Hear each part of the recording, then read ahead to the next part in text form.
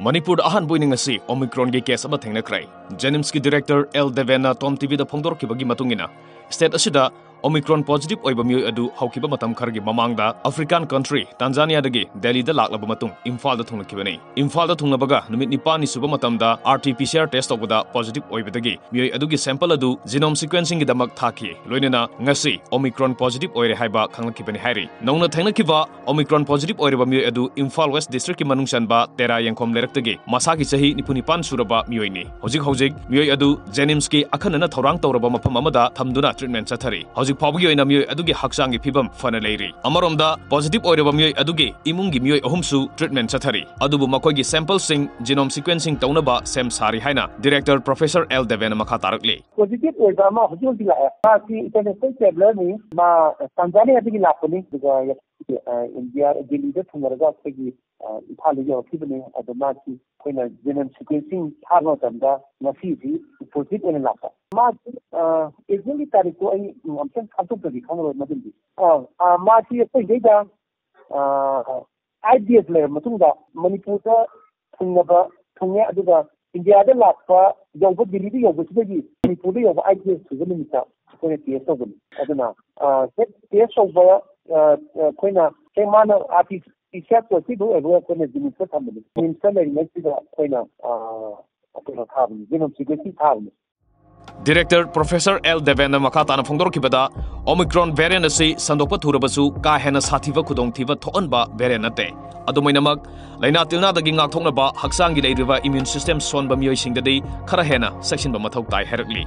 Makatana state asida Omicron gi case thengnare haiduna miyamna ka hena mi paiba pokpiganu tangai fadana covid laisitagi ngakthokna ba leiriba chana kangun singasi sungsoi soidana ngakna satpiu haina L Devena state asigi miyamda appeal tawrakli Masih koina section tharang ji koina hana loriba section tharang du adum khare hena content ba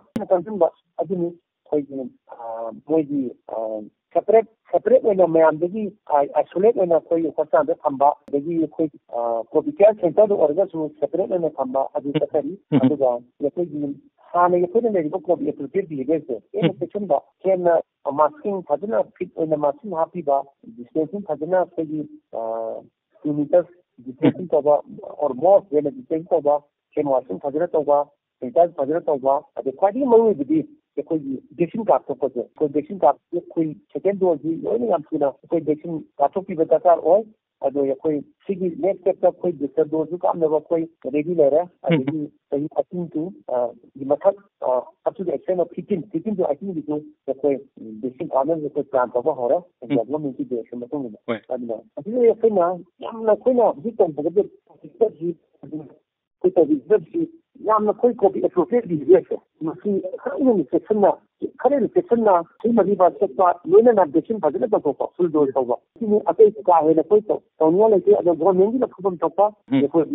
center sing designated center sing han report na moi laga ko asle tawna ba faja hosta ande le na ba ko exam na dum masi faja dum implement tawi masi yamna malo ba kai mani malo ba covid ni ado masi ko yamna khudong tinga oba adagi yamna severe oba ada symptomatic yam oidaba adu ba kai khudam na harba hoji leiba ni masada karim to tawde ada mamonda nungase ba karim to leke adagi mamonda severity oide magi helabu clinically helabu masadi adum phanule ina sene kachuma to tinga leke masina narga su koi ka hene tinga leke tawdabu ko yamna sadukan manina masa yamna pataba masa yamna somba ko mo dikti bane ri de hesanga gadi masadu kharena nungase ba ya tudadu generally magi yam malo ba kai Cognitive oda yam maleba sigar oda ICU yamna kandam da adugum ba kai adug yam chauna yam ni ne thola gadi problem amadi ho oda